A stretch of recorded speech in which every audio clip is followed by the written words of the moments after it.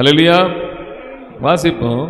அப்போஸ்தலனாகிய யாக்கோபு எழுதின நிருபம் 5ஆம் அதிகாரம் 11வது வசனத்தை வாசிப்போம். இதோ பொறுமையாய் இருக்கிறவர்களை பாக்கியவான்கள் என்கிறோமே.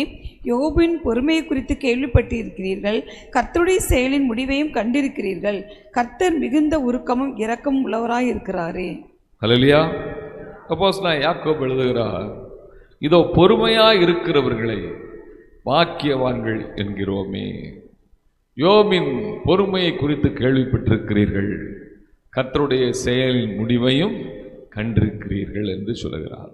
ஹல்லேலூயா, ஹல்லேலூயா. யோபு இரட்டத்தனையான ஆசீர்வதிக்கப்பட்டதற்குரிய முக்கியமான காரியம் அப்போஸ்தலனாகிய யாக்கோபு எழுதுகிறது, அவருக்கு இருந்த பொறுமையை குறித்து எழுதுகிறார். ஹல்லேலூயா. பொறுமையாக இருக்கிறவர்கள் பாக்கியவான்கள் என்றால் தி பிளஸட், ஆசீர்வதிக்கப்பட்டவர்கள். நம்முடைய வாழ்க்கையில் நாம் பொறுமையை கை கொள்ளுகிறவர்களாக இருக்க வேண்டும். ஹல்லேலூயா. அதாவது பொறுமை உள்ளவன் தான் எல்லாவற்றிலும் ஜெயம் எடுக்க முடியும். ஹல்லேலூயா. ஆவிக்குரிய வாழ்க்கையில் நம்முடைய வாழ்க்கை மிகவும் ஆசீர்வாதமாக இருக்க வேண்டும் என்றால், மகிழ்ச்சியாக இருக்க வேண்டும் என்றால், குறைவில்லாமல் இருக்க வேண்டும் என்றால், நம்ம சந்தோஷமாய் வாழ வேண்டும் என்றால், நம் ஒவ்வொருவருக்கும் எது வேண்டும்? பொறுமை மிக அவசியமாக இருக்கிறது. ஹல்லேலூயா. அப்போஸ்தலனாகிய யாக்கோபு இந்த நிருபத்தை எழுதும் பொழுது முதலாவது அதிகாரத்திலையும் பொறுமையை குறித்து எழுதுகிறார், 5வது அதிகாரத்திலையும் பொறுமையை குறித்து எழுதுகிறார். நீங்கள் யாக்கோபு 1ஆம் அதிகாரம் 4வது வசனத்தை வாசிங்க. நீங்கள் ஒன்றிலும் குறைவுள்ளவர்களாயிராமல் பூரணராயும் நிறைவுள்ளவர்களாயும் இருக்கும்படி பொறுமையானது பூரண கிரியை செய்ய கடவுது என்று அப்போஸ்தலன் எழுதுகிறார். ஹல்லேலூயா. வாழ்க்கையில குறைவே இல்லாம, ஒன்றிலும் குறைவில்லாமல், அதுவும் ஹல்லேலூயா. ஏதோ அதில் கொஞ்சம் குறை இருக்குது, இதெல்லாம் பரவாயில்ல, ஆனால் அந்த குறை இருக்குது அப்படின்னு சொல்கிறதுக்கு இல்லாமல், ஒன்றிலும் குறைவில்லாமல் பூரணராயும் நிறைவுள்ளவர்களாயும் இருக்கும்படி நம்முடைய வாழ்க்கையில் பொறுமை என்ன செய்யணுமா? பூரண கிரியை செய்ய கடவுது என்று எழுதுகிறார். ஹல்லேலூயா. அப்போ கர்த்தருடைய பிள்ளைகள் நம்ம இந்த பொறுமை நம்ம வாழ்க்கையில் இருந்தால் குறைவில்லாமல் நிறைவுள்ளவர்களாய், ஹல்லேலூயா, ஒன்று கூட என் வாழ்க்கையில் குறைவில்லை என்று சொல்லும்படியாய் வாழ கர்த்தர் கிருபை செய்கிறவராக இருக்கிறார். ஹல்லேலூயா. அப்போ நம்முடைய வாழ்க்கையில் இந்த பொறுமையை நம்ம கர்த்தரிடத்தில் கேட்கணும். எனக்கு பொறுமையை என்ன செய்யுங்க தாங்க ஆண்டவரே. எல்லாவற்றிலும் அவசரமான முடிவுகள், நம்ம டென்ஷனில் பேசுகிற பேச்சுகள், ஹல்லேலூயா, இதெல்லாம் நம்முடைய வாழ்க்கையில் ஆசீர்வாதத்தை என்ன செய்கிறது? அது குலைப்பதாக இருக்கிறது. ஹல்லேலூயா. நம்முடைய வாழ்க்கையில் அந்த ஆசீர்வாதத்தை சுதந்திரிக்க வேண்டும் என்றால் நம்ம பொறுமையோடு இருக்க வேண்டும். வேதம் நமக்கு அப்படி தான் சொல்லுது. எபிரேயர் நோக்கியோன் விசுவாச பட்டியலை 11ஆம் அதிகாரத்தில் விசுவாச வீரர்களை குறித்து எழுதிவிட்டு 12ஆம் அதிகாரம் 1வது வசனத்தில் சொல்லுகிறார், ஆகையால் மேகம் போன்ற இத்தனை திரளான சாட்சிகள் நம்மை சூழ்ந்திருக்க பாரமான யாவற்றையும் நம்மை சுற்றி நெருங்கி நிற்கிற பாவத்தையும் தள்ளிவிட்டு விசுவாசத்தை துவக்குகிறவரும் முடிக்கிறவருமாய் இருக்கிற இயேசுவை நோக்கி நமக்கு நியமித்திருக்கிற ஓட்டத்தில் பொறுமையோடு என்ன செய்யுமா? ஒவ்வொருவருக்கும் ஒரு ஓட்டத்தை நியமிச்சு வச்சிருக்கிறார். ஹல்லேலூயா. இதுதான் என் வாழ்க்கை, இதுதான் என் ஓட்டம். அந்த ஓட்டத்தை நான் எப்படிதான் ஓடணுமா? பொறுமையோடு ஓடுகிறவர்களாக நாம் இருக்க வேண்டும். ஹல்லேலூயா. பொறுமையோடு நாம் ஓடணும். ஹல்லேலூயா. அப்போ பாருங்க, ரோமர்கள் நிருபம் 12ஆம் அதிகாரம் 12வது வசனத்தில் அப்போஸ்தலனாகிய பவுல் எழுதும்போது சொல்கிறார், நம்பிக்கையிலே சந்தோஷமாயிருங்கள், உபத்திரவத்திலே பொறுமையாயிருங்கள், ஜெபத்திலே உறுதியாய் தரித்திருங்கள். இந்த மூன்றுக்குமே பொறுமை வேணும். ஹல்லேலூயா. நம்பிக்கையில என்ன செய்யுங்க? சந்தோஷமா இருங்க. கர்த்தர் கொடுத்த வாக்குத்தத்தத்தை நிச்சயமா என்ன செய்வார்? நிறைவேற்றுவார் என்ற நம்பிக்கை நமக்கு இருக்க வேண்டும். அதனாலதான் எபிரேயர் 10ஆம் அதிகாரம் 23வது வசனம் சொல்கிறது, நம்முடைய நம்பிக்கையை அறிக்கையிடுகிறதில் அசைவில்லாமல் உறுதியா இருக்க கடவும், ஏனெனில் வாக்குத்தத்தம் பண்ணினவர் உண்மை உள்ளவராக இருக்கிறார். அல்லேலூயா. அதாவது குறித்த காலத்திற்கு தரிசனம் என்ன செய்து வைக்கப்பட்டிருக்கிறது, முடிவில் அது விளங்கும், அது பொய் சொல்லாது, அது தாமதித்தால் காத்திரு, அது நிச்சயமாய் வரும், அது தாமதிப்பது இல்லை. அதை சுதந்திரிக்கணும்னா தாவீது சொல்கிறார், சங்கீதம் 62ஆம் சங்கீதம் 5வது வசனத்துல, என் ஆத்துமாவே தேவனையே நோக்கி அமர்ந்திரு, நான் நம்புகிறது அவராலே வரும். அப்ப அமர்ந்திருக்க வேண்டும் என்றால் அங்கே ஒரு பொறுமை அவசியமாக இருக்கிறது. அல்லேலூயா. பொறுமை இல்லாம அமர்ந்திருக்க முடியாது. பொறுமை வேணும். தேவ சமூகத்தில் அமர்ந்திருக்க கர்த்தருக்கு காத்திரு, திடமனதாய் இருந்து கர்த்தருக்கு காத்திரு என்று தாவீது சொல்லுகிறார். அல்லேலூயா. தாவீது சொல்ற, ஒரு நாள் முழுவதும் உனக்கு காத்திருக்கிறேன். இதுக்கெல்லாம் எவ்வளவு பொறுமை வேண்டும். அல்லேலூயா. மோசையை குறித்து நாம் வேதத்திலே பார்க்கிறோம். எண்ணாகமத்தின் புத்தகம் 12ஆம் அதிகாரம் 3வது வசனம் சொல்கிறது, அந்த பூமியில மோசையை போல சார்ந்த குணம் உள்ள மனிதன் ஒருவனும் இல்லை. அல்லேலூயா. அந்த சார்ந்த குணம், அந்த பொறுமை, பொறுமை என்றாலே என்டியூரன்ஸ், அதாவது சகிப்புத்தன்மை, எல்லாவற்றையும் சகிக்கக்கூடிய அந்த பொறுமை நமக்கு வேணும். அல்லேலூயா. இயேசு கிறிஸ்து அவரை குறித்து வேதம் சொல்கிறது, மயிர் கத்திரிக்கிறவனுக்கு முன்பாக சத்தமிடாமல் இருக்கிற ஒரு ஆட்டுக்குட்டியை போல கடைசி வரைக்கும் வாய் தரவாமல் இருந்தார். அல்லேலூயா. அவ்வளவு பொறுமை, அவர் நீடிய பொறுமை உள்ளவராக இருந்தார். அதனாலதான் ஜெயம் எடுத்தார். அல்லேலூயா. நீடிய பொறுமை. எத்தனையோ பேர் அவரை தூஷித்தார்கள், சேலஞ்ச் பண்ணாங்க அவர்கிட்ட, நீ மேல இருந்து சிலுவையிலிருந்து இறங்கி வா. ஆனா அவர் பொறுமையோடு, நீடிய பொறுமையோடு என்ன செய்தார், சிலுவையிலே பிதாவின் சித்தத்துக்கு தன்னை ஒப்பு கொடுத்து அவர் தன் ஜீவனை கொடுத்தார். அதனாலதான் இயேசு கல்வாரியில் என்ன செய்தார், வெற்றி சிறந்தார். அல்லேலூயா. எந்த சூழ்நிலையிலும் நம்ம நம்பிக்கையில என்ன செய்யணும், சந்தோஷமாக இருக்கணும், அந்த சந்தோஷத்தோடு வாழணும். எனக்கு கர்த்தர் கொடுத்த வாக்கின்படி எனக்கு செய்ய உண்மை உள்ள தேவனாக இருக்கிறார். எபிரேயர் நிருபம் 6ஆம் அதிகாரம் 11வது வசனத்தை வாசிங்க. நீங்கள் அசதியாயிராமல் வாக்குத்தத்தமான ஆசீர்வாதங்களை விசுவாசத்தினாலும் நீடிய பொறுமையினாலும் சுதந்திரித்துக் கொள்ளுகிறவர்களை பின்பற்றுவர்களாய் இருந்து.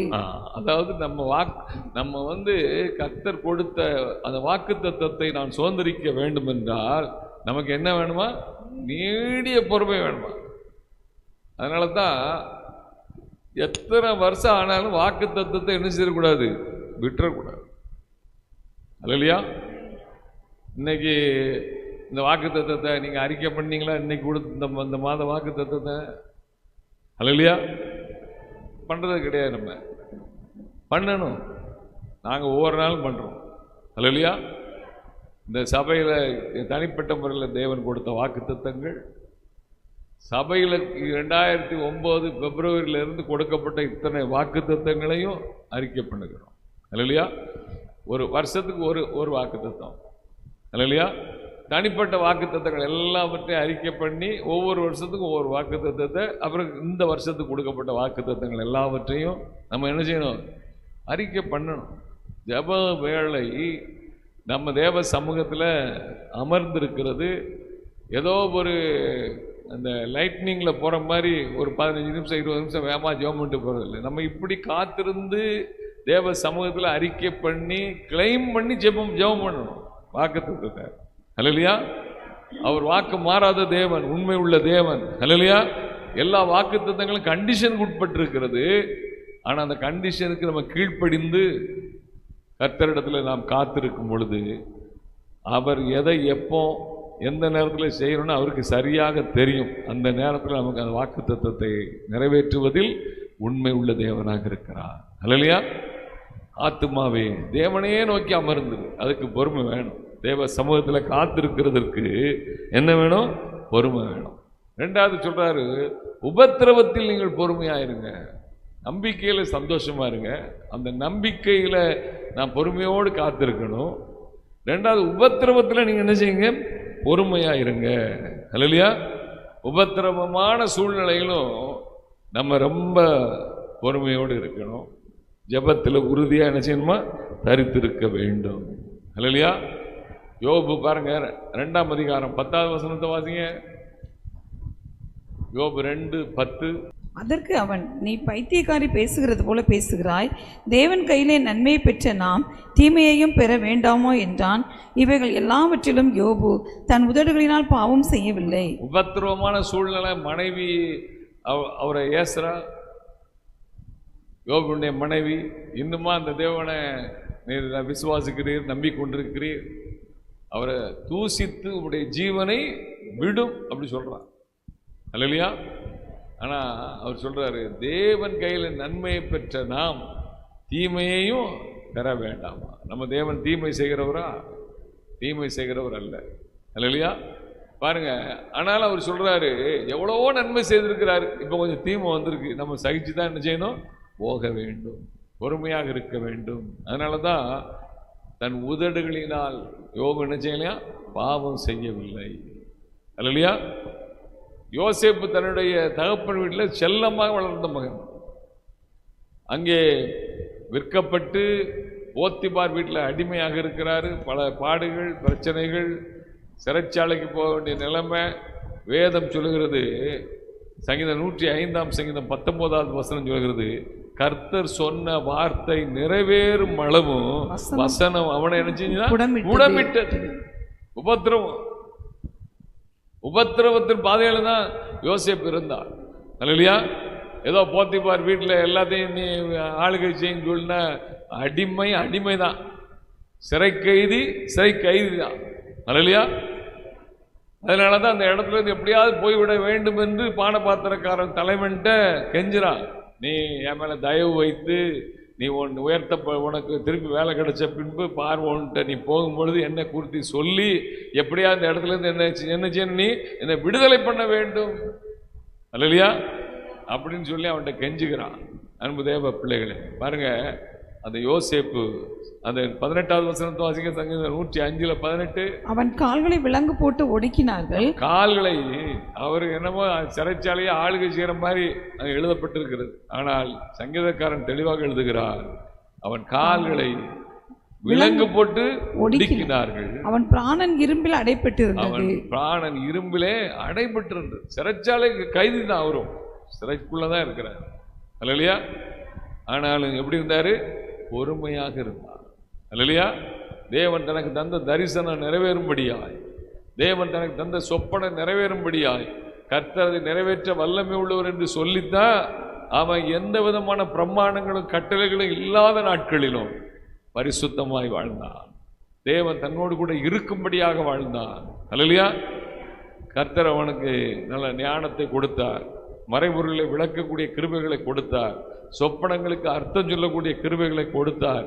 ஏற்ற வேளையில ஏற்றுக்கே அதிபதியாக அவனை உயர்த்தினார். அல்லையா? அப்போ பொறுமையா இருக்கிறவர்களை கர்த்தர் தான் பாக்கியவான்கள் என்று வேதம் சொல்லுகிறது. அல்லையா? தாவீது பாருங்க, 1 சாமுவேல் 16ஆம் அதிகாரத்திலேயே அவன் ராஜாவாக அபிஷேகம் பண்ணப்பட்டு விட்டான். தைல கொம்பினால் சாமுவேல் தீர்க்கதரிசி வீட்டுக்கு போய் ஒவ்வொருவரையாய் வர சொல்லி, கடைசியில் கர்த்தர் இவர்கள் அல்லன்னு ஒவ்வொருத்தரையா சொல்லி, கடைசியில் அவனுக்கு வேற பிள்ளை இல்லையான்னு சொன்ன பொழுது ஈசாய் தன் குமாரனாகிய தாவீது வனாந்திரத்தில் ஆடுகளை ஒருவன் மேய்த்து கொண்டிருக்கிறான் என்று சொல்லி அவனை வரவழைக்க சொன்ன பொழுது, இவனை அபிஷேகம் பண்ணு என்று சொல்லி அன்றைக்கே கர்த்தர் அவனுக்கு என்ன செய்தாரு? ராஜாவாக அபிஷேகத்தை கொடுத்து விட்டார். 1 சாமுவேல் 16ஆம் அதிகாரம் 13வது வசனத்தை வாசிங்க. அப்பொழுது சாமுவேல் தைல கொம்பை எடுத்து அவனை அவன் சகோதரர் நடுவிலே அபிஷேகம் பண்ணினான். அந்நாள் முதற்கொண்டு கர்த்தருடைய ஆவியானவர் தாவீதின் மேல் இறங்கி இருந்தார். அல்லேலூயா.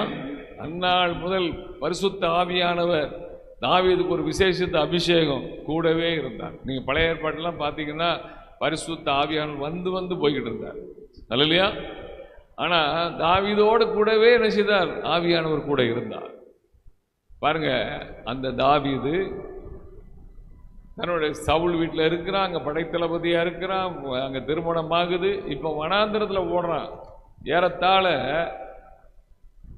கோலியாத்தை அவன் ஜெயம் எடுக்கும் போது வயசு 17 வயசு. தாவீது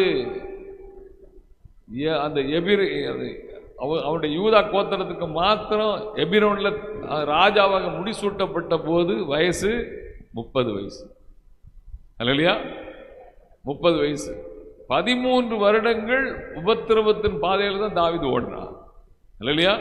13 வருடங்கள் அவருடைய உபத்திரவத்திலையும் பாடுகள்லையும் ஒளிந்து மறைந்து வாழக்கூடிய சூழ்நிலையில தாவீது ஓடிக்கொண்டிருந்தார். அல்லையா? அப்ப பாருங்க, 1 சாமுவேல் 26ஆம் அதிகாரம் 8 முதல் 11 வசனத்தை நம்ம வாசிக்கும் பொழுது, அப்பொழுது அபிசாய் தாவீதை பார்த்து, இன்று தேவன் உம்முடைய சத்துருவை உம்முடைய கையில் ஒப்பு கொடுத்தார். இப்போதும் நான் அவனை ஈட்டியினால் 2 குத்தாக குத்தாமல் ஒரே குத்தாக நிலத்தில் உருவ குத்தட்டுமா என்றான். சவுலை கர்த்தர் நினைச்சிட்டாரு, தாவீது கையில கொடுத்துட்டாரு. எல்லாத்துக்கும் நல்ல உறக்கத்தை தூக்கத்தை கொடுத்துட்டார். சவுல், அப்னேர், அவன் கூட இருக்கிற எல்லாம் தூங்கிட்டு இருக்காங்க. அப்போ அபிசாய் கேட்குறான், ஒரே குத்தா நான் என்ன செய்யறேன்? 2 குத்து குத்தாம ஒரே குத்துல கொண்டுறேன் அவனை. அல்லையா? தாவீது என்ன சொல்றாரு? தாவீது அபிசாயை பார்த்து, அவரை கொல்லாதே, கர்த்தர் அபிஷேகம் பண்ணுவித்தவர் மேல் தன் கையை போட்டு குற்றமில்லாமல் போகிறவன் யார் என்று சொன்னான். பின்னும் தாவீது கர்த்தர் அவரை அடிக்கணும், அல்லது அவருடைய காலம் வந்து அவர் மரித்து, அவருக்கு வயசாயிட்டு மரித்து, அல்லது அவர் யுத்தத்திற்கு போய் மாண்டால் ஒழிய நான் என் கையை கர்த்தர் அபிஷேகம் பண்ணுவித்தவர் மேல் போடாதபடிக்கு கர்த்தர் என்னை காக்க கடவர் என்று கர்த்தருடைய ஜீவனை கொண்டு சொல்லுகிறேன். இப்போதும் அவர் தலைமாட்டில் இருக்கிற ஈட்டியையும் தண்ணீர் செம்பையும் எடுத்துக்கொண்டு போவோம் என்றான். அல்லேலூயா. பாருங்க, சவுலை கொன்னாச்சுன்னா அடுத்தாப்புல உடனே இம்மிடியேட்டா தாவீது ராஜாவாயிடலாம். அல்லேலூயா. ஆனால் அவன் பொறுமையோடு கர்த்தர், இந்த காட்ஸ் டைம், காட்ஸ் ஒர்க், எல்லாவற்றுக்கும் சமயமும் தேவ செயலும் நேரிட வேண்டும் என்று பிரசங்கி 9:11 சொல்லுகிறது. அல்லேலூயா. அந்த கர்த்தருடைய அவர் எனக்கு கொடுக்கிற காலம் வரும் வரைக்கும் நான் என்ன செய்கிறேன்? பொறுமையாக இருக்கிறேன். அல்லேலூயா. அதனால தான் கர்த்தர் தாவீதின் இருதயத்திற்கு ஏற்றவர் என்று சொல்லுகிறார். தாவீது ரொம்ப பொறுமையோடு இந்த காரியங்களை அவன் செய்து, அதனால தான் பாருங்க, சவுலே இந்த 26ஆம் அதிகாரத்தில் கடைசி 2 வசனங்கள்ல பார்த்தீங்கன்னா தாவீது அவன் ஆசீர்வதிச்சுட்டு போயிடுறான். அல்லேலூயா. அப்பொழுது சவுல் தாவீதை நோக்கி, என் குமாரனாகிய தாவீதே, நீ ஆசீர்வதிக்கப்பட்டவன், நீ பெரிய காரியங்களை செய்வாய், மேன்மேலும் பலப்படுவாய் என்றான். மேலும் என்ன செய்வாய்? பலப்படுவாய். அல்லேலூயா. சத்துருவே அவனை ஆசீர்வதிச்சுட்டு போயிட்டான். அதுக்கு பிறகு சவுல் அவனை தொடரவே கிடையாது. தாவீது தான் திரும்பவும் பயப்படுறான். 27ஆம் அதிகாரத்தை நீங்க பாத்தீங்கன்னா முதல் வசனத்திலேயே, என்னைக்காவது ஒரு நாள் சவுல் கையால நான் மடிந்து போவேன்னு சொல்லி தாவீது தான் சொல்றார் ஒழிய சவுல் தாவீதை பின்தொடர்வதை விட்டுவிட்டான். அல்லேலூயா. அப்போ தாவீதுடைய பொறுமை எந்த அளவுக்கு கொண்டு வருதுன்னா, சத்துருக்களே அவனை என்ன செய்து ஆசீர்வதிக்கும்படியாக மாற்றியது. யார் கொலை செய்யணும்னு தேடினானோ அவன் சொல்றான், நீ ஆசீர்வதிக்கப்பட்டவன், நீ பெரிய காரியங்களை செய்வாய், நீ மென்மேல் என்ன செய்வாய்? பலப்படுவாய். அல்லேலூயா. நீ என்னைக்காவது உன்னை கொல்லுவேன் அப்படின்னு சொல்லிட்டு போகல. ஆனா நம்ம பொறுமையா இருந்தா சத்துருக்களுக்கு முன்பாகவும் நமக்கு ஒரு பந்தயத்தான் கர்த்தர் என்ன செய்வார்? ஆயத்தப்படுத்துகிற தேவனாக இருக்கிறார். அல்லேலூயா. எபிரேயர் 5ஆம் அதிகாரம் 4:5 வசனத்தில் இயேசு கிறிஸ்துவை குறித்து எழுதப்பட்டிருக்கிறது. மேலும் ஆரோனை போல தேவனால் அழைக்கப்பட்டால் ஒழிய ஒருவனும் இந்த கனமான ஊழியத்துக்கு தானாய் ஏற்படுகிறதில்லை. என்னைக்கும் தேவன் அந்த ஊழியத்திற்கு அழைக்காம நம்மளா ஊழியத்துக்கு என்ன செய்யக்கூடாது? ஏற்படக்கூடாது. இல்லையா? அது தெளிவாக, அதான் இன்னைக்கு காலையில் சொன்னாங்க, இன்னைக்கு உங்கள் அழைப்பையும் தெரிந்து கொள்ளுதலையும் உறுதிப்படுத்துகிறது இல்லை, ஜாக்கிரதை உள்ளவர்களாக இருங்கள். இல்லையா? எல்லாத்தையும் அழைச்சிருக்கிறார் கர்த்தர்.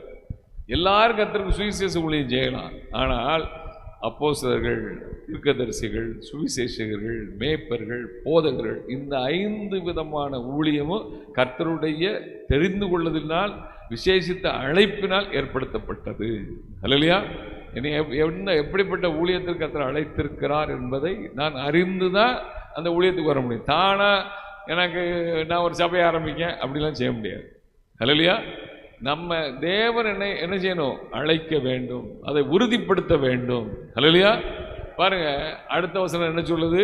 அந்தபடியே கிறிஸ்துவும் பிரதான ஆசாரியர் ஆகிறதற்கு தம்மைத்தாமே உயர்த்தவில்லை. அவர் தம்மைத்தானே உயர்த்தவில்லை. நீர் என்னுடைய குமாரன், இன்று நான் உம்மை ஜனிப்பித்தேன் என்று அவரோட சொன்னவரே அவரை உயர்த்தினார். அவரோடு சொன்னவரே அவரை உயர்த்தினார். கர்த்தர் தான் அவரை உயர்த்தினார். இயேசுவே நான் தான் பிரதான ஆசாரியர்னு வரல. அல்லேலூயா. அதனாலதான் வேதம் சொல்கிறது, 1 பேதுரு 5:6 சொல்கிறது, அவர் உங்களை ஏற்ற காலத்தில் உயர்த்தும்படி அவருடைய பலத்த கைக்குள்ள என்ன செய்யுங்க? அடங்கிருங்கள். பொறுமை வேணும் இருக்கு. அல்லேலூயா. பொறுமையோடு நம்ம தேவ சமூகத்துல நம்ம காத்திருக்கும் பொழுது கர்த்தர் நமக்கு குறித்திருக்கிறவர்களை அவர் என்ன செய்வார்? நிறைவேற்றி தருகிற தேவனாக இருக்கிறார். அல்லேலூயா. அவர் எனக்கு குறித்திருக்கிறவர்களை நிறைவேற்ற யோபுவை போல நமக்கு என்ன வேணும்? பொறுமை உள்ளவர்களாக இருக்க வேண்டும். அல்லேலூயா. ஜெபத்தில் நம்ம உறுதியாய் தரித்திருப்பதற்கு என்ன வேணும்? பொறுமை வேண்டும். இயேசு சொன்னார் லூக்கா 18ஆம் அதிகாரத்தில் 1வது வசனத்தில், சோர்ந்து போகாதபடி நீங்க ஜெபம் பண்ண வேண்டும் என்று அவர்களுக்கு ஒரு ஓமையை சொன்னார். 7 விதவை ஒவ்வொரு நாள் அநீதி உள்ள நியாயாதிபதிகிட்ட தன்னுடைய காரியங்களுக்கு நீதி செய்ய வேண்டும் என்று அவள் தொடர்ந்து என்ன செய்கிறாள்? கேட்டுக்கொண்டே இருக்கிறாள். அந்த அநீதி உள்ள நியாயாதிபதி அவளை அசட்டை பண்ணினவனாக இருந்தான். ஆனால் அவள் அதை விடவே இல்லை. தொடர்ந்து பொறுமையோடு என்ன செய்கிறாள்? இப்போ நம்மெல்லாம் போகிறோம், அந்த நியாயாதிபதிகிட்டையோ ஒரு ஆள்கிட்டையோ கதையை போய் சொல்கிறோம். உங்கள் சொந்தக்காரங்கிட்ட போய் உங்கள் பிரச்சனையை சொல்கிறீங்க. அவங்க ஒன்றுமே சட்டம் பண்ணாமல் அப்படி இருந்தாங்கன்னா அடுத்த நாள் என்ன சொல்லுவீங்க? உங்ககிட்ட சொன்ன பாரு, வேறு யார்ட்டையா போய் சொல்லியிருக்கான்னு நம்ம ஏசிடுவோம். ஆனால் அவங்க என்ன செய்கிறாங்க? தொடர்ந்து பொறுமையோட அவர் கண்டுக்கிறனாலும் பரவாயில்ல, ஆனால் தான் காரியத்தை சொல்ல என்ன செய்தால் வந்து கொண்டே இருந்தாள். அதனால் அந்த நியாயாதிபதி சொல்கிறாரு, அநீதி உள்ள நியாயாதிபதி, வாசிங்க, இந்த விதவை என்னை எப்பொழுதும் என்ன செய்கிறாள்? தொந்தரவு செய்கிறபடியினால் அவள் அடிக்கடி என்னை அலட்டாதபடி இவளுக்கு நியாயம் செய்ய வேண்டும் என்று தனக்குள்ளே சொல்லிக் கொண்டான் என்றார். பாத்துங்க, அவர் எருசலேமை ஸ்திரப்படுத்தி அதை புகழ்ச்சியாக்கும் வரைக்கும் அவரை அமர்ந்திருக்க விடாதிருங்கள் என்று வேதம் சொல்கிறது. அல்லேலூயா. அவரை அமர்ந்திருக்க விடாம செய்யணும்னு நான் அமர்ந்திருக்கணும், நான் பொறுமையா இருக்கணும். நான் பொறுமையா அமர்ந்திருந்தா அவர் எனக்காக யுத்தம் செய்வார், எனக்காக வழக்காடுவார், எனக்காக யாவற்றை அவர் செய்வார். கர்த்தர் எனக்காக எழுந்தருளுவார். அல்லேலூயா. அதுக்கு எனக்கு பொறுமை வேணும். அதனாலதான் தாவீது சொல்ற சங்கீதம் 40ஆம் சங்கீதம் 1வது வசனத்துல, கர்த்தருக்காக பொறுமையோடு காத்திருந்தேன், அவர் என்னிடமாய் சாய்ந்து என் கூப்பிடுதலை கேட்டார். அல்லேலூயா. ஏசு அதுக்கு தான் சொல்றாரு, அந்த அநீதி உள்ள நியாயாதிபதி சொன்னதை கவனித்து பாருங்கள் அப்படின்னு சொல்லிட்டு சொல்றாரு. அந்த 7 விதவைக்கு அவன் நியாயம் செய்தான். அந்தபடி தம்மை நோக்கி இரவும் பகல் கூப்பிடுகிற தம்மால் தெரிந்து கொள்ளப்பட்டவருடைய விஷயத்தில் நீடிய பொறுமை உள்ளவராய் இருந்து அவர்களுக்கு நியாயம் செய்யாமல் இருப்பாரோ சீக்கிரத்திலே அவர்களுக்கு நியாயம் செய்வார் என்று சொல்கிறேன். அவர் நீடிய பொறுமையா இருக்க மாட்டார், சீக்கிரத்தில் செய்வார். அல்லேலூயா. அப்ப ஜெபத்தில் நான் உறுதியாக இருப்பதற்கு எனக்கு பொறுமை வேண்டும். அதனால தான் சங்கீதக்காரன் சொல்லுகிறான், பரலோகத்தில் வாசமா இருக்கிறவரே விடத்தில் கண்களை ஏறெடுக்கிறேன். இதோ வேலைக்காரனுடைய கண்கள் தன் எஜமானுடைய கையை நோக்கி இருக்குமா போலவும், வேலைக்காரியின் கண்கள் தன் எஜமானின் கையை நோக்கி இருக்குமா போலவும், எங்கள் தேவனாகிய கர்த்தர்களுக்கு இரக்கம் செய்யும் வரைக்கும் எங்கள் கண்கள் அவரே நோக்கி இருக்கிறது. அதுக்கும் பொறுமை வேணும். அவர் எனக்கு இரக்கம் செய்கிறது வரைக்கும் நான் விடக்கூடாது. ஒரு யாக்கோபு, நீர் என்னை ஆசீர்வதித்தால் ஒழிய நான் உண்மை போக விடேன்னு சொல்லி முழுவதும் பொறுமையோடு இருந்து போராடினான். அல்லேலூயா. அவரை அமர்ந்திருக்க விடாதிருங்கள். அல்லேலூயா. அவர் எருசலேமை ஸ்திரப்படுத்தி அவர் என்ன ஒரு மகிமையுள்ள சாட்சியா நிறுத்துறது வரைக்கும் அவர் என்ன செய்யக்கூடாது? அமர்ந்திருக்க விடக்கூடாது. அதுக்கு நாம் பொறுமையோடு அவருடைய சமூகத்தில் காத்திருக்கிற அனுபவம் எனக்கு வேண்டும். ரோமர்களை நிறுவம் 8:25 சொல்கிறது, நாம் காணாததை நம்பினோமாகில், நாம் காணாததை நம்பினோமாகில் அது வருகிறதற்கு பொறுமையோடு காத்திருப்போம். பொறுமையோட காத்திருக்கணும். அல்லேலூயா. நம்ம காணாததை நம்ம நம்புறோம், எனக்கு இப்படிலாம் நடக்கும், இப்படிலாம் வரும் அப்படிலாம் நம்ம நம்புகிறோம். அது வருகிறதற்கு நம்ம என்ன செய்யணுமா? பொறுமையோடு காத்திருக்க வேண்டும். அது நிச்சயமாய் வரும். அது தாமதிக்காது. நம்ம பொறுமையோடு காத்திருந்தா. அல்லையா? நம்ம பொறுமையோடு காத்திருக்கணும். ஜபத்தில் உறுதியாய் தரித்திருக்கணும். நான் காணாதது நம்புகிறோம், ஆனால் அது என் வாழ்க்கையில் வரணும்னா. அல்லையா? நாளைக்கு என்ன நடக்கும்னு, ஒரு வருஷம் கழிச்சு என்ன ஆகும், எப்படி இருப்போம், என்ன நடக்க போகுது, எனக்கு அது எனக்கு கிடைக்குமா, அது வரும். ஆனால் நான் என்ன செய்யணும்? பொறுமையோடு காத்திருக்க வேண்டும் என்று சொல்கிறார். நீதிமொழி 25:15 வசனத்தை வாசிங்க. நீண்ட பொறுமையினால் பிரபுவையும் சம்மதிக்க பண்ணலாம். நீண்ட பொறுமையினால் எப்படியா? நம்ம நீண்ட பொறுமையில கர்த்தருடைய சமூகத்துல காத்திருந்தா மகா பிரபுவையும் என்ன செய்யலாம்? சம்மதிக்க வச்சிடலாம். கர்த்தரை நம்ம என்ன செய்யலாம்? சரி, நம்ம இவள் செய்துருவோம் அப்படின்னு சம்மதிக்க வைத்து விடுவோம். நீண்ட பொறுமை. அல்லையா? நீண்ட பொறுமையினால் பிரபுவையும் சம்மதிக்க வைக்கலாம். அன்பு தேவ பிள்ளைகளை, அப்போ எவ்வளவு பொறுமையாக காத்திருக்கணும். அவர் எனக்கு இரக்கம் செய்யும் வரைக்கும் நம்ம என்ன செய்யக்கூடாது? நம்ம பொறுமையை விட்டுறக்கூடாது. தொடர்ந்து நம்ம கர்த்தரை நோக்கி என்ன செய்யணும்? பார்க்க வேண்டும். அல்லையா? பாருங்க, 1 சாமுவேல் 1:12 பார்க்கிறோம். கர்த்தருடைய சந்நிதியில் வெகு நேரம் விண்ணப்பம் பண்ணுகிற போது ஏலி அவள் வாயை கவனித்துக் கொண்டிருந்தான். வெகு நேரம் விண்ணப்பம் பண்றான். இன்னைக்கு பாத்தீங்கன்னா, அதாவது புண்ணிய தலங்கள் அது இது போறதெல்லாம் போய் 24 நேரம் கோயிலில் உட்காந்துருப்பாங்க. அது ஒரு ஜாலி. அப்படிதான் சிலவுக்கு போய் பலிகளை செலுத்தி சந்தோஷமா குடும்பத்தோடு இருந்துட்டு வரணும்னு தான் போனாங்க. ஆனா அண்ணாள் என்ன செய்யறா? வெகு நேரம் கர்த்தருடைய ஆலயத்தில் போய் உட்கார்ந்து வெகு நேரம் பொறுமையோடு விண்ணப்பம் பண்ணிக்கொண்டே இருந்தாள். அல்லையா? கர்த்தருடைய ஜபத்தை என்ன செய்தாரு? கேட்டாரு. அல்லையா? ஏதோ ஒரு டென்ஷன் இருக்கு, போய் கொஞ்ச நேரம் போய் இருந்துட்டு அங்கே போய் கொஞ்சம் போன கொஞ்சம் சமாதானமாக இருக்குன்னு சொல்லிட்டு கோயிலுக்கு போனேன். அப்படி போகலை. பொருத்தனையோடு தேவனுடைய சமூகத்தில் அவ எனக்கு இதை நீ கண்டிப்பாக என்ன செய்யணும்? நீக்கப்பட வேண்டும் என்ற உறுதிப்பாட்டோடு அவள் ஜெபம் பண்ணா. அதனாலதான் ஏலி சொல்லுகிறான், நீ இஸ்ரவேலின் தேவனிடத்தில் கேட்ட உன் விண்ணப்பத்தின்படியே கர்த்தர் உனக்கு கட்டளையிடுவாரா. அல்லேலூயா. அது அப்படியே நிறைவேறியது. அன்பு தேவ பிள்ளைகளை, நம்முடைய வாழ்க்கையில அந்த நீடிய பொறுமை ஜெப வாழ்க்கையில வேணும். இன்னைக்கு ஜெப வாழ்க்கை எப்படி இருக்குன்னா அவசரம். அல்லேலூயா. அது அரை மணி நேரம், 15 நிமிஷம், 20 நிமிஷம் தேவ சமூகத்தில் நான் அமர்ந்திருக்கிறது எனக்கு நேரம் போவதே என்ன செய்யக்கூடாது? தெரியக்கூடாது. அல்லேலூயா. ஏன்னா அவருடைய சமூகத்தில் தான் பரிபூர்ண ஆனந்தம், நித்திய பேரின்பத்தை வைத்திருக்கிறார். அல்லேலூயா. அப்போ ஜெபத்துக்கு உள்ள போய் அந்த சந்தோஷத்தையும் அந்த நித்திய பேரின்பத்தையும் அனுபவிக்க முடியாதவர்கள் ஜெப வாழ்க்கைக்குள்ள அவங்க ஸ்திரப்படவில்லை. அல்லேலூயா. அந்த கர்த்தர் எவ்வளவு நல்லவர் என்பதை அவங்க ருசித்து பார்க்கல. அல்லேலூயா. அப்போ தேவ சமூகம், அவருடைய சமூகம் எனக்கு மகிழ்ச்சியையும் சந்தோஷத்தையும் திருப்தியையும் ஆறுதலையும் நம்பிக்கையும் தருகிறதாக இருக்கிறது. அல்லேலூயா. அதனால தான் அவரை நோக்கி பார்க்கிறவர்கள் முகங்கள் என்ன செய்யும்? பிரகாசம் அடைகிறதாக இருக்கிறது. அல்லேலூயா. எபிரேயர் 10:36 சொல்கிறது, நீங்கள் தேவனுடைய சித்தத்தின்படி செய்து வாக்குத்தத்தம் பண்ணப்பட்டதை பெரும்படிக்கு பொறுமை உங்களுக்கு வேண்டியதா இருக்கிறது. பொறுமை இருக்கணும். பொறுமை இருந்தா தான் வாக்குத்தத்தத்தை சுதந்திரிக்க முடியும். அல்லேலூயா. அது தேவனுடைய சித்தத்தின்படி செய்து பொறுமையோடு காத்திருந்து நம்ம வாக்குத்தத்தத்தை என்ன செய்யணுமா? சுதந்திரிக்கணும். தேவனுடைய பிள்ளைகள் நம்ம அதான் எபிரேயர் 6:15 வாசிங்க.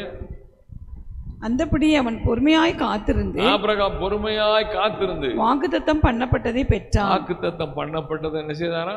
பெற்றான். அல்லேலூயா. அல்லேலூயா. தேவனுடைய பிள்ளைகள் நம்ம 25 வருஷம் காத்திருந்தார். பொறுமையோடு நம்ம காத்திருந்தா கர்த்தர் என்ன செய்வார்? 25 வருஷம் இவ்வளவு நாள் இழுத்ததுக்கு காரியமும் இருக்கு. ஆபிரகாம் வாழ்க்கையில ஏன் 25 வருஷம் போச்சு? அல்லேலூயா. அது ஒரு தனி சப்ஜெக்ட். நம்ம ஒழுங்கா கர்த்தருக்கு அந்த விசுவாசத்துல உறுதியா இருந்தோம்னா நமக்கு சீக்கிரத்தில் என்ன செய்வார்? நியாயம் செய்கிற தேவனாக இருக்கிறார். அல்லேலூயா. மோசேக்கு எவ்வளவு பொறுமை பாருங்க ஜெபத்துல. உபாகமத்தின் புத்தகம் 9ஆம் அதிகாரத்துல 9வது வசனத்துல சொல்றாரு, நான் 40 நாள் இரவு பகலும் மலையில் தங்கி அப்பம் முசியாமலும் தண்ணீர் குடியாமலும் இருந்தேன். அல்லேலூயா. அது எதுக்காக? கற்பலகைகளை பெற்றுக்கொள்ளும்படி நான் மலையில் ஏறின போது. 18வது வசனத்தை வாசிங்க. 9:18. கர்த்தரை கோபப்படுத்துவதற்கு நீங்கள் அவருடைய சமூகத்தில் பொல்லாப்பு செய்து நடப்பித்த உங்களுடைய சகல பாவங்கள் நிமித்தமும் நான் கர்த்தருக்கு முன்பாக முன்போல இரவும் பகலும் 40 நாள் விழுந்து கிடந்தேன். நான் அப்பம் புசிக்கவும் இல்லை. தன்னுடைய காரியம் அதுக்காக அவர் போய் கிடந்தாரா 40 நாள்? நம்மளுக்கு கூட கிடக்க மாட்டோம். அல்லேலூயா. நமக்கு ஜெபம் பண்றதுக்கு கூட 1 மணி நேரம், 1.5 மணி நேரம், 2 மணி நேரம் நம்ம தேவ சமூகத்தில் என்ன செய்ய மாட்டோங்க? நாட மாட்டோம். யாருக்கோ ஒருத்தருக்கு அவர் கர்த்தர் சொல்றாரு, இந்த ஜனத்தை புள்ள நான் அழிச்சிடுறேன்ப்பா, ஒன்னிய நான் பெரிய ஜாதியாக்குறேன்னு சொல்றாரு. நம்மனா என்ன சொல்லுவோம்? ஆமாண்டவரே, இது ஒப்பேராத ஜனம், காலி பண்ணிருங்க, என்னைய தூக்குங்க ஆண்டவரேன்னு சொல்லிடுவோம். அவர் அந்த ஜனத்திற்காக கிடந்து திறப்புல நிற்கார். சங்கீதம் 106:23 வசனம் சொல்லுகிறது, ஆகையால் அவர்களை நாசம் பண்ணுவேன் என்றார். அப்பொழுது அவரால் தெரிந்து கொள்ளப்பட்ட மோசே அவர்களை அவர் அழிக்காதபடிக்கு அவருடைய உக்கிரத்தை ஆற்றும் பொருட்டு, உக்கிரத்தை கோபத்தை ஆற்றும் பொருட்டு அவருக்கு முன்பாக திறப்பின் வாயிலே நின்றான். அவருக்கு முன்பாக திறப்புல நிற்கிறார். தனக்காக கிடையாது. இரவு பகல் 40 நாள் புசியாம குடியாம முதல்ல போய் கர்த்தர் வர சொல்றாரு. நீ அதிகாலமே ஏறி மலையின் மேல் ஏறி என் சமூகத்துக்கு வான்னு சொல்லி கூப்பிடுறாரு. அங்க போய் கற்பலகைகளை பெற்றுக்கொண்டு வருகிறார். அல்லேலூயா. இங்க பாத்தீங்கன்னா 2வது இவங்க பண்ண காரியத்தினால, கண்ணுக்குட்டியை வச்சதுனால கோபத்துக்கு அந்த உக்கிரத்தை ஆற்றும் பொருட்டு போய் திரும்ப 40 நாள் இரவும் பகலும் புசியாமல் குடியாமல் இருக்கிறார். அல்லேலூயா. பாருங்க, மோசே மலையில போய் தனியா ஒரு ஆளா இருக்குன்னா எவ்வளவு பொறுமை வேணும். அதனாலதான் அங்க கர்த்தரே அவரை குறித்து சாட்சி கொடுத்திருக்கிறார். ஆவியானவர் எழுதி வைத்திருக்கிறார். மோசே தான் இந்த 5 புக்கையும் எழுதினவர். ஆதியாகமும், யாத்திராகமும், லேவியராகமும், எண்ணாகமும், உபாகமும் மோசேயினால் எழுதப்பட்டது. அவரே அங்க எழுதியிருக்கிறாரு. என்ன 12:3 அவரை போல சாந்த குணம் உள்ள மனிதன் பூமியில ஒருவனும் கிடையாது. அவ்வளவு பொறுமை. அந்த பொறுமையோட போய் என்ன செய்றாரு? அங்க கிடக்கிறார். உபாகம் 9ஆம் அதிகாரம் 25வது வசனம், கர்த்தர் உங்களை அழிப்பேன் என்று சொன்னபடியினால் நான் முன்போல் கர்த்தரின் சமூகத்தில் இரவும் பகலும் 40 நாள் விழுந்து கிடந்தேன். அப்பொழுது நான் கர்த்தரை நோக்கி பண்ணின விண்ணப்பம் ஆவது. அங்க திரும்பவும் இந்த ஜனக்கு முரட்டாட்டம் பண்ணுது. திரும்பவும் போய் விழுந்து கிடக்கிறாரு. 10ஆம் அதிகாரம் 10வது வசனம், நான் முந்தின பிரகாரமாகவே 40 நாள் இரவும் பகலும் மலையில் இருந்தேன். கர்த்தர் அந்த முறையும் என் மன்றாட்டை கேட்டு உன்னை அழிக்காமல் விட்டார். அல்லேலூயா. பாருங்க, அவ்வளவு பொறுமையா ஜெபத்துல உறுதியா என்ன செஞ்சாரு? தரித்திருந்தார். அல்லேலூயா. நாங்கள்லாம் அந்த காலத்தில் பார்த்தீங்கன்னா ஒரு சந்தி அப்படின்னு இருப்பாங்க. கரெக்டாக 12 மணி எப்போ வரும் டப்பா கப்பா எல்லாத்தையும் ரெடியாக வச்சுருப்பாங்க. 12 மணி ஆகிட்டு உபவாசம் முடிஞ்சுது. சாப்பிட வேண்டியதான் உட்காந்து. நம்ம உபவாசம் எப்படி இருக்கிறோம் அப்பெல்லாம் நமக்கு தெரியாது. அவருக்கு உகந்த உபவாசம் எதுன்னே என்ன செய்யாது? தெரியாது. அல்லேலூயா. அப்போ அவருக்கு உகந்த உபவாசம் தேவ சமூகத்தில் காத்திருக்கணும்னா அதுக்கு என்ன வேணும்? பொறுமை வேண்டும். அல்லேலூயா. ஜெபத்தில் உறுதியாய் தரித்திருப்பதற்கு தேவனுடைய பிள்ளைகளுக்கு பொறுமை இருந்துச்சுன்னா அந்த ஜெபம் நமக்கு பெரிய வெற்றியை நமக்கு கொடுக்கிறதாக இருக்கிறது. அல்லேலூயா. ஜெபத்தில் நீங்கள் உறுதியாய் தரித்திருங்க. 3வது யாக்கோபு 1ஆம் அதிகாரம் 19வது வசனத்தை வாசிங்க. ஆகையால் என் பிரியமான சகோதரரே, யாவரும் கேட்கிறதற்கு தீவிரமாயும் பேசுகிறதற்கு பொறுமையாயும் கோபிக்கிறதற்கு தாமதமாயும் இருக்க கடவர்கள். பேசுகிறதற்கு எப்படி இருக்கணுமா?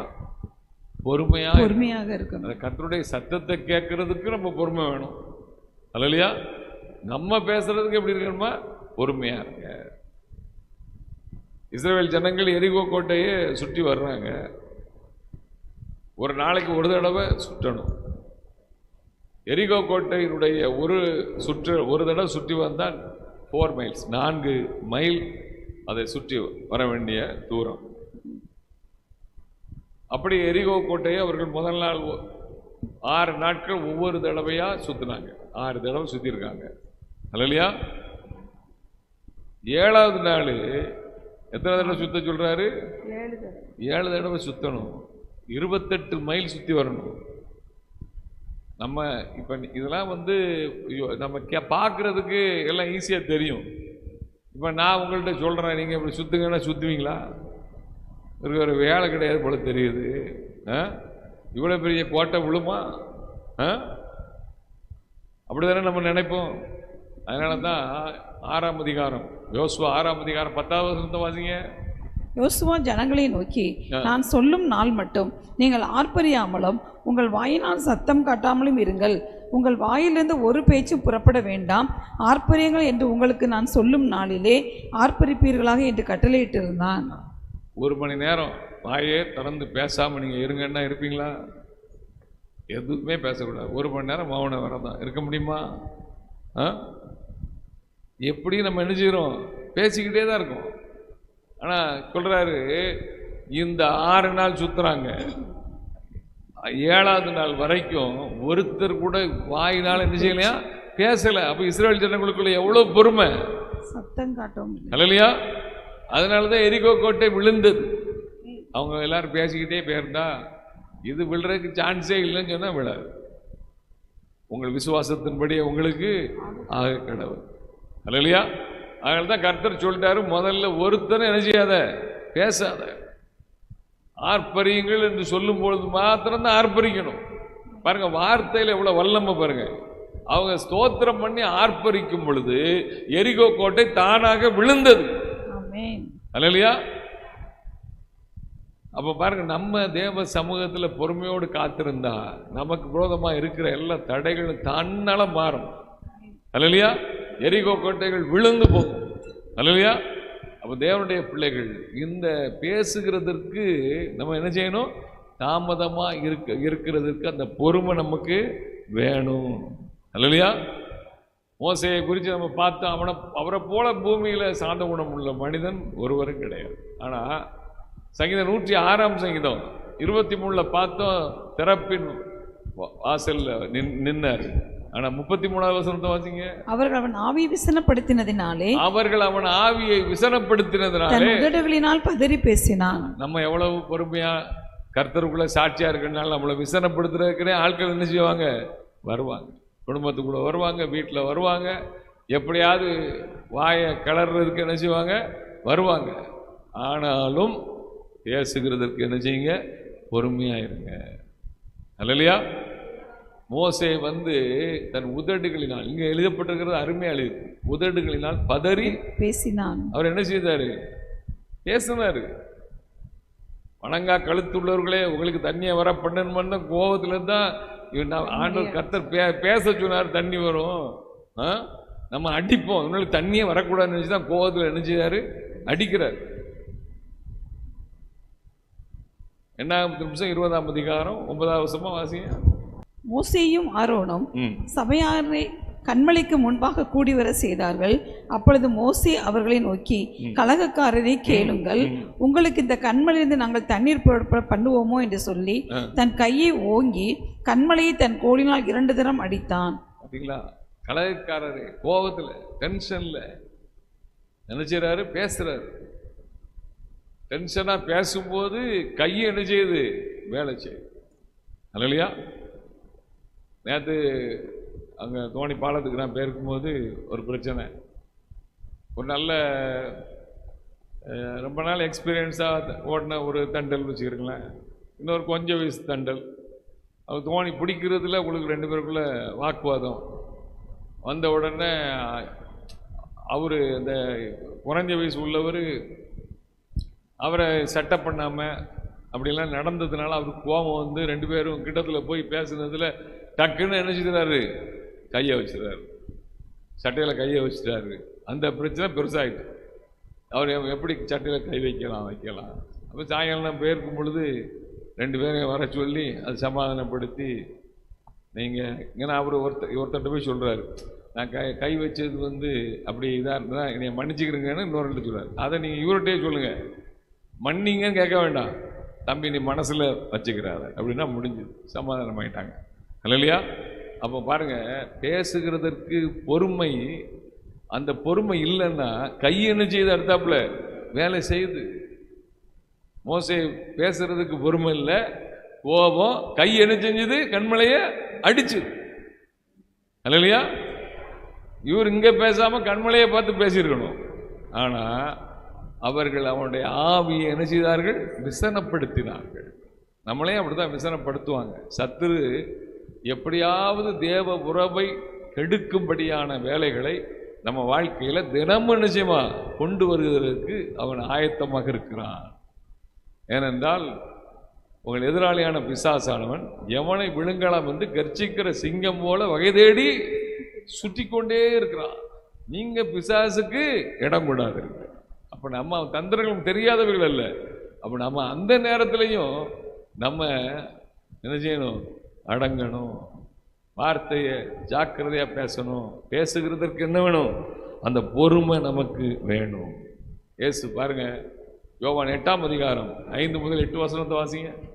இப்படிப்பட்டவர்களை கல்லெறிந்து கொள்ள வேண்டும் என்று மோசே நியாயப்பிரமாணத்தில் நமக்கு கட்டளையிட்டிருக்கிறாரே, நீர் என்ன சொல்லுகிறீர் என்றார்கள். அவர் மேல் குற்றம் சுமத்துவதற்கான காரணம் உண்டாகும் பொருட்டு அவரை சோதிக்கும்படி இப்படி சொன்னார்கள். இயேசுவோ குனிந்து விரலினால் தரையிலே எழுதினார். ஒரு வார்த்தை கூட இயேசு பேசல, அவ்வளவு பொறுமையா அமைதியா இருக்கிறார். கொண்டு வந்து நிறுத்தப்பட்டவள் கையும் களவுமாக குற்றச்சாட்டப்பட்ட ஒரு பெண்மணியை கொண்டு வந்து நிறுத்தியிருக்கிறார்கள். அவர்கிட்ட வந்து இவளுக்கு என்ன செய்யறாங்க, கல்லெறிந்து கொள்ளன்னு மோசே சொல்றாரு. ஏசு அப்படி இருந்து ஒரு வார்த்தை கூட என்ன செய்யல, சொல்லாமல் குனிந்து எழுதி கொண்டே இருக்கிறார். அவ்வளவு பொறுமையாக இருக்கிறார். பேசுகிறதற்கு பொறுமை.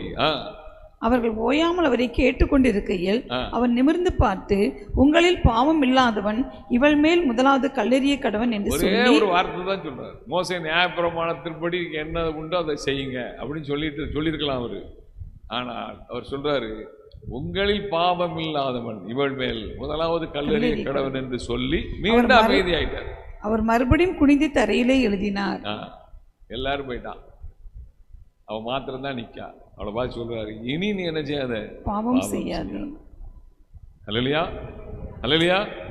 இயேசு பேசுகிறதற்கும் எப்படி இருந்தாரு, பொறுமையாக இருந்தார். வாயை திறந்தா கிருபை உள்ள வார்த்தைகள் வெளிப்பட்டது. அல்லேலூயா. பேசுகிறதற்கு நீங்க என்ன செய்யுங்க, பொறுமையா இருங்க.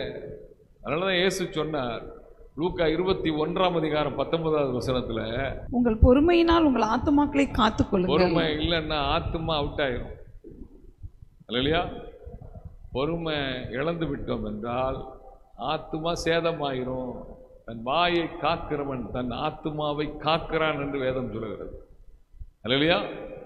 தன் வாயை விரிவாய் திறக்கிறவனும் கலக்கம் அடைவான். அப்ப பாருங்க, பேசுகிறதுக்கு ரொம்ப பொறுமை உள்ளவர்களாக நம்ம அதை கர்த்தரிடத்துல கேட்கணும். கர்த்தாவே, நான் பேசுறதுல எனக்கு பொறுமையை தாங்க. ஜெபத்தில் அதிக நேரம் தரித்து இருக்கக்கூடிய அந்த பொறுமை எனக்கு தாங்க. நான் வாக்குத்தத்தத்தை சுதந்திரிப்பதற்கு அந்த பொறுமையை எனக்கு தாங்க. அல்லேலூயா.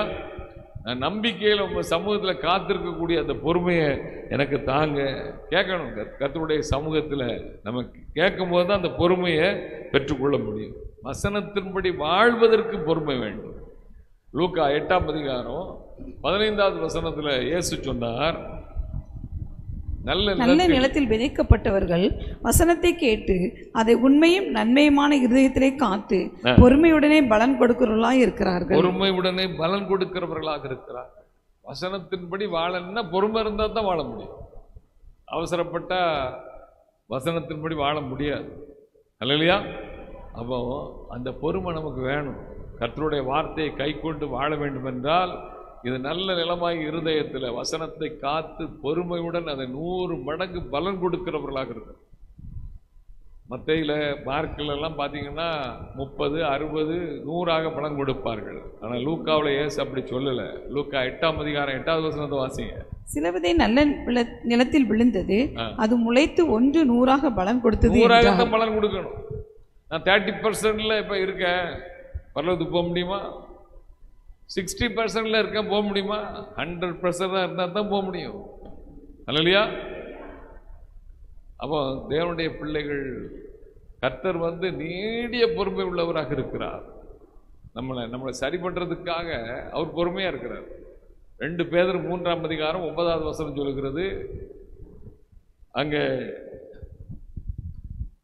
தாமதிக்கிறார் என்று சிலர் எண்ணுகிறபடி கர்த்தர் தமது வாக்குத்தத்தத்தை குறித்து தாமதமாயிராமல், 2 பேதுரு 3:9, தாமதிக்கிறார் என்று சிலர் எண்ணுகிறபடி கர்த்தர் தமது வாக்குத்தத்தத்தை குறித்து தாமதமாயிராமல் ஒருவரும் கெட்டு போகாமல் எல்லாரும் மனம் திரும்ப வேண்டும் என்று விரும்பி நம்மில் நீடிய பொறுமை உள்ளவராய் இருக்கிறார். அல்லேலூயா. இந்த உலகத்தில் அப்படித்தான் தேவனுக்கு இருக்கிறார். நீங்க பாத்தீங்கன்னா 1 பேதுரு 3ஆம் அதிகாரம் 20வது வசனத்தை வாசிங்க. அந்த ஆவிகள் பூர்வத்திலே நோவா பிழையை ஆயத்தம் பண்ணும் நாட்களிலே தேவன் நீடிய பொறுமையோட காத்திருந்து 100 வருஷம் டைம் கொடுக்காரு. அப்போ பாருங்க, தேவன் இந்த ஜனங்கள் மனம் திரும்பட்டும் சொல்லி என்ன செய்யறாரு? 100 வருஷம் காத்திருந்தார். அல்லையா? கீழ்ப்படியாமல் போனவைகள். அந்த பேழிலே சிலராய் 8 பேர் மாத்திரம் பிரவேசித்து ஜலத்தினாலே காக்கப்பட்டார். இந்த வசனத்தை பார்த்தா எப்படி இருக்கு? ஜலத்தினாலே உலகத்தை அழித்தார். அப்படிதானே? உலகத்தை எப்படி அழிச்சாரு? ஜலத்தினாலே. 8 பேரை ஜலத்தினால் காக்கப்பட்டார்களாம். எவ்வளவு டிஃபரன்ஸா இருக்கு இந்த வார்த்தை பாருங்க. அல்லையா? உலகத்துக்கு அழிவுக்குள்ளையும் நம்மளை காக்கிற தேவன். நம்ம கர்த்தர் வருகைக்கு ஆயத்தமா இருந்தா அந்த அழிவுக்குள் மத்தியில தான் நம்மளை எடுப்பாரு. அல்லையா? பாருங்க, அப்ப தேவன் எனக்கு கொடுக்கிற வசனத்தின்படி நான் அதை கேட்டு உணர்ந்து 100 மடங்கு பலன் கொடுப்பதற்கு எனக்கு என்ன வேணும்? பொறுமை அவசியமாக இருக்கிறது. அப்போஸ்தலனாகிய பவுல் சொல்கிறார், பிலிப்பியர் 1ஆம் அதிகாரம் 29-30 வசனத்துல அவர் சொல்றாரு, இதெல்லாம் இன்னைக்கு இருக்கிற சபைகளுக்கு ஒத்து வராத வசனம். ஏனெனில் கிறிஸ்துவனிடத்தில் விசுவாசிக்கிறதற்கு மாத்திரமல்ல, அவர் நிமித்தமாக பாடுபடுவதற்கும் உங்களுக்கு அருளப்பட்டிருக்கிறது. கிறிஸ்துவ விசுவாசிக்கிறது மாத்திரமல்ல, அவர் நிமித்தமாக பாடுபடுகிறதற்கு உங்களுக்கு அருளப்பட்டிருக்கிறது சொல்லிட்டு அதோட விடல. அடுத்த என்ன சொல்றாரு பாருங்க, அடுத்த பாம தூக்கி போடுறாரு. நீங்கள் என்னிடத்திலே கண்டதும் எனக்கு உண்டென்று இப்பொழுது கேள்விப்படுகிறதுமான போராட்டமே உங்களுக்கும் உண்டு. என்ன நடக்குது அது உங்களுக்கு நடக்கும் அப்படி சொல்றாரு. 2 கொரிந்தியர் 11ஆவது அதிகாரத்தை வீட்டில் போய் மெல்ல வாசித்து பாருங்க. 22வது வசனத்துலேருந்து 27வது வசனம் வரைக்கும் அவர் போராட்டம் என்ன பிரச்சனை, அவர் எப்படிலாம் இருந்தார், இந்த போராட்டம் நமக்கும் உண்டுன்னு சொல்றாரு. அதாவது சைனா தேசத்தில் ஒரு அண்டர் கிரவுண்ட் சர்ச் போதகர், அதாவது அங்கே வெளியரங்கமாய் கர்த்தரை ஆராதிக்க முடியாது, அதனால மறைவிடங்களில் வைத்து ஆராதனை நடத்துகிற ஒரு போதகர் தன்னுடைய மகள் கொஞ்சம் ஒரு 12 வயசு 13 வயசு அந்த வயசு வளர்ந்து கொண்டிருக்கிற மகளுக்கு அவர்கிட்ட பேசுகிறார். அந்த மகளுக்கு சில காரியங்களை வேத வசனங்களை எடுத்து சொல்லும் பொழுது அவள் ரொம்ப வாஞ்சையோடு வசனங்களை கேட்கிறவளாக இருந்தாள். அப்போ அன்றைக்கு இந்த வசனத்தை வாசிக்கிறார். பிலிப்பியர் 1ஆம் அதிகாரம் 20 அந்த சொல்றாரு, மகளே நான் உனக்கு 2 பொக்கிஷங்களை நான் உனக்கு தருகிறேன் அப்படி சொல்றாரு. என்னப்பா பொக்கிஷம் சொல்லி தான் அந்த வசனத்தின் எடுத்து அவளுக்கு பேசுகிறார். இயேசு கிறிஸ்துவினிடத்தில் விசுவாசிக்கிறதற்கு மாத்திரமல்ல, அவர் நிமித்தம் பாடுபடுகிறதற்கும் உங்களுக்கு அருளப்பட்டிருக்கிறது. 2 பொக்கிஷம், ஒன்று விசுவாசம், இன்னொன்று பாடுகள். அல்லையா? இந்த 2 பொக்கிஷத்தை கர்த்தர் நமக்கு என்ன செய்திருக்கிறார்? தந்திருக்கிறார். இதை நம்ம வாழ்க்கையில் ஏற்றுக்கொண்டு கர்த்தருக்காக வைராக்கியமாக நாம் வாழ வேண்டும் என்று அவளுக்கு இந்த காரியங்கள்லாம் எடுத்து சொன்னார். அவள் வளர்ந்தால் சைனா தேசத்தில் மிகவும் புகழ்பெற்ற ஒரு தேவ ஊழியத்தை செய்த தேவ ஊழியக்காரர் லீ டெக்சியன் என்ற அந்த ஊழியக்காரருக்கு அந்த மகளை திருமணம் செய்து வைத்தார்கள். இந்த லீ டெக்சியன் எப்படின்னா, கர்த்தருக்காக வைராக்கியமாக சத்தியத்தை சத்தியமாய் போதிக்கிற ஒரு அண்டர் கிரவுண்ட் சர்ச் போதகர் தான். அவர் 10 முறை சிறைச்சாலைக்கு அவர் கொண்டு போய் சித்திரவதை பண்ணப்பட்டிருக்கிறார். அந்த நாட்களில் இவ அந்த பொக்கிஷத்தை பெற்றுக்கொண்டதுனால அப்பாக்கிட்ட படித்தது விசுவாசிக்கிறதுக்கு மாத்திரமல்ல, அவர் நிமித்தம் பாடுபடவும் நமக்கு அருளப்பட்டிருக்கிறது என்ற வார்த்தையை பிடித்து கொண்டதுனால அந்த கர்த்தருக்காக அந்த ஊழியத்தில் அவரோடு பங்கு பெற்று பாடுகளையும் உபத்திரவத்தையும் அனுபவித்து அதுக்கு ஏராளமான ஆத்துமாக்களை கிறிஸ்துவுக்குள்ள நடத்துவதற்கு தன் வாழ்க்கையை முற்றிலும் என்ன செய்தாங்களா? அர்ப்பணித்தாலும். அல்லையா? இன்னைக்கு பாடு கிடையாது, உபத்திரம் கிடையாது, அவர் உனக்கு கோடீஸ்வரனை ஆக்கத்தான் தருத்திரானான்னு சொல்லி பொய்யான உபதேசத்தை பண்ணுகிறார்கள். இங்க பாருங்க, அப்போஸ்தலன் சொல்றாரு, கிறிஸ்துவினிடத்தில் விசுவாசிக்கிறதுக்கு மாத்திரமல்ல அவர் நிமித்தமாக பாடுபடும். இயேசு கிறிஸ்துவை அந்த வார்த்தையை கை கொண்டு வாழனாலே பாடு இருக்கு. அதனாலதான் மத்தேயு 13ஆம் அதிகாரம் 21, 22 வசனத்தை வாசிங்க. தனக்குள்ளே வேறு இல்லாதவனாய் கொஞ்ச காலம் மாத்திரம் நிலைத்திருப்பான். வசனத்தின் நிமித்தம் உபத்திரமும். எது நிமித்தம் உபத்திரம் வரும்? வசனத்தின் நிமித்தம். வசனத்தின் நிமித்தம் வாழன்னா உபத்திரம் வரும். துன்பமும் உண்டான உடனே இடர்கள் அடைஞ்சிருவாங்க. முள்ளுள்ள இடங்களில் விதைக்கப்பட்டவன் கொஞ்சம் அப்படி வசனத்தை கேட்கும்போது சந்தோஷமா இருக்கும், டக்குன்னு முளைக்கிறமா இருக்கும், அது பிறகு காஞ்சி தீர்ந்து போயிடும். இல்லையா? நல்லா கவனிக்கணும். அழைக்கப்பட்டவர்கள் அநேகர் தான், தெரிந்து கொள்ளப்பட்டவர்கள் சிலர் தான், இடுக்கமான வாசலை கண்டுபிடிக்கிறவர்கள் சிலர் தான். இல்லையா? ஜீவனுக்கு போகிற வாசலை கண்டுபிடிக்கிறவர்கள் சிலர் தான். அன்பு தேவ பிள்ளைகளே, அப்போ இந்த பொறுமை வசனத்தின்படி வாழ்வதற்கு நம்ம நினைக்கிறோம், ஐயோ இப்படி நடக்குது அப்படி நடக்குது, நம்ம இப்போ வசனத்தையே பார்த்துக்கிட்டு இருந்தால் கதை நடக்காது, நம்ம இப்படி செஞ்சுட்டா நல்லது அப்படி செஞ்சுட்டா நல்லது அப்படின்னு நம்ம நினைப்போம். ஆனால் நீங்கள் அதை செய்யாமல் பொறுமையோடு இருந்தீங்கன்னா சீக்கிரமே நன்மையை செய்வார். அல்லையா? கர்த்தர் நம்மளை ஒடுக்கி கஷ்டப்படுத்தி உன்னைய குத்துயிர் ஆக்கி பாடுகள் மத்தியில் பார்த்து சந்தோஷப்படுறவரா கர்த்தர்? கிடையவே கிடையாது. விசுவாசத்திற்கு ஒரு பரீட்சை உண்டு. அல்லையா? எப்படி ஆபிரகாம ஈசாக்க கொலை பண்ணட்டும், நான் சந்தோஷமா பார்த்துக்கிட்டு இருக்கணும் அப்படின்னு நினைச்சாரா? எப்பா உன்னுடைய ஒரே மகன் நேசகுமாரன் ஏக சுதன் இவ்வளவு சொல்லி அவனை கொண்டு போய் பலி செலுத்து, நாளைக்கு 3 நாள் பிரயாணம் கழிச்சு வருவான், நமக்கு ஒரு அருமையான பலி கிடைக்க போகுது அப்படின்னு கர்த்தர் சந்தோஷமா பார்த்துக்கிட்டே இருந்தாரா? அவன் ஏறி வர்றதுக்கு முன்னாலேயே அங்க ஆட்டுக்குட்டியை ரெடியா பண்ணி வச்சுட்டாரு. அல்லையா? பாருங்க, இங்க இருந்து ஈசாக்கும் ஆபிரகாமும் ஏறும்போது அங்க இருந்து ஒரு ஆடு ஏறி மேல நின்றுட்டு. அல்லையா? கர்த்தர் அதுக்கு இடம் கொடுத்தாரா? கர்த்தர் ஆபிரகாம புழிஞ்சு எடுத்து, நீ உன்னை விடமாட்டேன், நீ அந்த பையனை நீ பலி செலுத்து, நீ படுற பாட்டை நான் பார்க்கணும் அப்படியே நினைச்சாரு? அப்படி கிடையவே கிடையாதுங்க. நம்ம அந்த ஒரு நிமிஷத்துல ஆபிரகாம் மாறி இருந்தா தான் அவருக்கு துன்பம். அல்லையா? பாருங்க, பலி செலுத்துவதற்கு தன்னை ஆயத்தமா வசனத்தின்படி வார்த்தையின்படி நடக்க தன்னை ஒப்பு கொடுத்தாரு. அங்க மிகுந்த சந்தோஷத்தோட 2 பேரும் திரும்பி வந்தாங்க. அல்லையா? நம்ம வாழ்க்கையில அப்படிதான். கர்த்தர் அப்படி டெஸ்ட் பண்ணுவார். அக்னி சூளையில தூக்கி போடுறது வரைக்கும் டெஸ்ட் நடக்கும். உள்ள போற்றுவார், ஆனா அக்னி ஒன்று என்ன செய்யாது? பேலன்ஸ் செய்யாது. அல்லையா? எந்த தேசத்தில் அழித்து விடுவேன் என்று சொன்னானோ அதே பாபிலோன் ராஜா அவர்களை உயர்த்தினான் என்று எழுதப்பட்டிருக்கிறது. அல்லையா? இந்த டைமை தான் விட்டுறக்கூடாது. அந்த பொறுமை வேணும். அதுக்கு பொறுமையா காத்திருக்கணும், அவசரப்பட்டுறக்கூடாது. அல்லையா? அவர் உங்களுக்கு நன்மையானவைகளை அவர் ஆயத்தம் பண்ணி வைத்திருக்கிறார். அது உலகத்தின் கண் காணவில்லை, செவியில கேட்கவில்லை, இருதயத்தில் தோன்றவும் இல்லை, நமக்கோ ஆவியினால் வெளிப்படுத்துகிறார். என்ன சொல்றார்? நீ பொறுமையாயிரு, நீ பொறுமையாயிரு, மேன்மையானவர்களை உனக்கு செய்வேன். அல்லையா? அப்படிப்பட்ட தேவன் நம்முடைய தேவன். நம்மளை நீ சிலுவையை சுமந்துக்கிட்டு கஷ்டம், நீ தேவனுடைய ராஜ்யத்தை நீதியை தேடுவதற்கு முழு இருதயத்தோடு ஒப்பு கொடுத்தால் ஒவ்வொரு நாளும் அதிசயமாக நடத்துகிற தேவன். அல்லையா?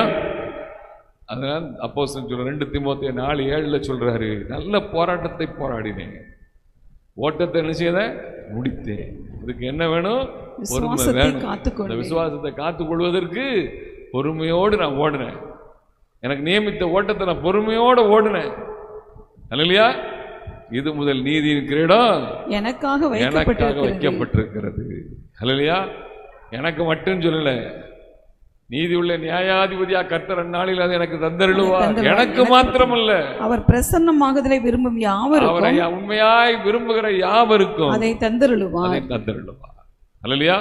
சரி, இந்த பொறுமையை நம்ம எப்படி வாழ்க்கையில பெற்றுக்கொள்வது, அது ரொம்ப முக்கியம். சீக்கிரமா ஒரு 5 காரியத்தை சொல்லி நான் முடிக்கிறேன். 1, ரோமர்கள் 15ஆம் அதிகாரம் 4வது வசனம் சொல்கிறது. ரோமர் 15:4 சொல்கிறது, தேவ வசனத்தினால் உண்டாகும் பொறுமையினாலும் ஆறுதலினாலும். பொறுமை எது மூலமா வரும்? வேத வசனத்தினால் உண்டாகும் பொறுமையினாலும். அப்ப வேதத்தை தினமும் நம்ம வாசித்து கொண்டே இருந்தால் அந்த பொறுமையை நம்ம என்ன செய்ய முடியும்? பெற்றுக்கொள்ள முடியும். ஏன்னா அவர் நான் உனக்கு போதித்து நீ நடக்க வேண்டிய வழி உனக்கு காட்டுகிற தேவன். அல்லேலூயா. 2வது யாக்கோபு 1ஆம் அதிகாரம் 3வது வசனம் சொல்கிறது, உங்கள் விசுவாசத்தின் பரீட்சையானது பொறுமையை உண்டாக்கும் என்று அறிந்து அதை மிகுந்த சந்தோஷமாக எண்ணுங்கள்.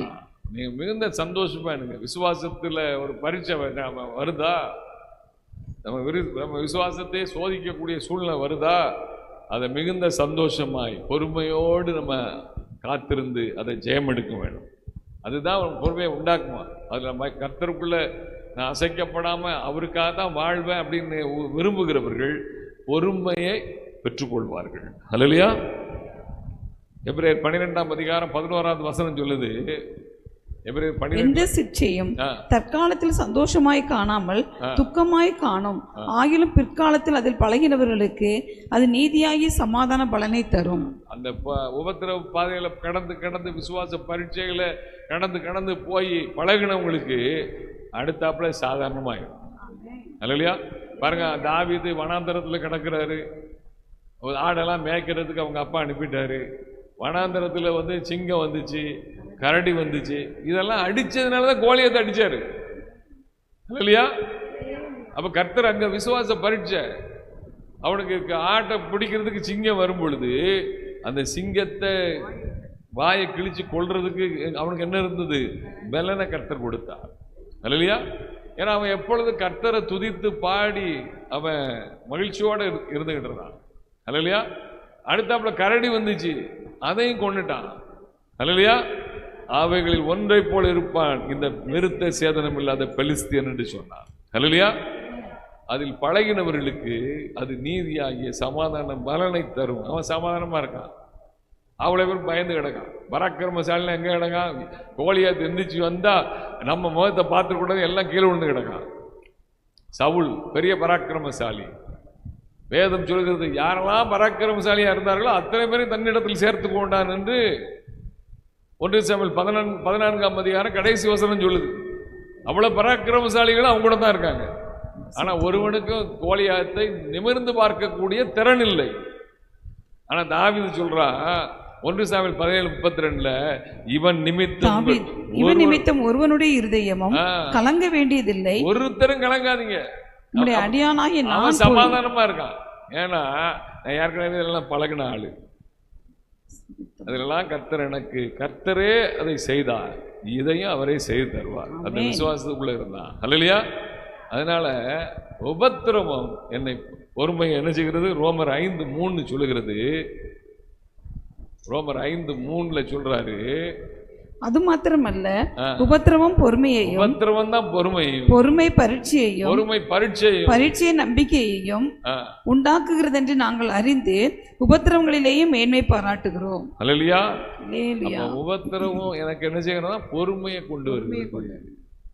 நம்ம ரொம்ப பார்த்து ஒருத்தங்க படுத்த நம்ம ஆண்டவரே இயேசுவேன்னு சொல்லி உன் உபத்திரவத்தினாலேயே நான் பொறுமையை கற்றுக்கொண்டேன். அல்லேலூயா. அடுத்தபடியா கலாத்தியர் 5ஆம் அதிகாரம் 22 24 வசனம் வரைக்கும் ஆவியின் கனிகள்ல இருக்குது நீடிய பொறுமை. அந்த கனியை கேட்கணும். நீடிய பொறுமையாகிய ஆவியின் கனி எனக்கு தாரும். அல்லேலூயா. கொலோசியர் 1ஆம் அதிகாரம் 11வது வசனத்தை வாசிங்க. ஆவியின் கனியை பெற்றுக்கொள்ள வேண்டும். அடுத்தபடியா சந்தோஷத்தோடு கூடிய எல்லா பொறுமையும். கொலோசியர் சபைக்காக அப்போஸ்தலனாகிய பவுல் ஜெபிக்கும் போது இந்த ஜெபத்துல ஏறெடுக்கிறாரு, சந்தோஷத்தோடு கூடிய எல்லா பொறுமையையும் நீடிய சாந்தமும் உண்டாவதற்கு மகிமையான அவருடைய வல்லமையின்படி எல்லா வல்லமையாலும் பலப்படுத்தப்படவும் உங்களுக்காக வேண்டுதல் செய்கிறோம். Pray for patience. அவருடைய பொறுமைக்காக நான் என்ன செய்யணும்? எனக்கு இந்த பொறுமையை தாங்க ஆண்டவரேன்னு ஜெபம் பண்ணணும். இல்லையா?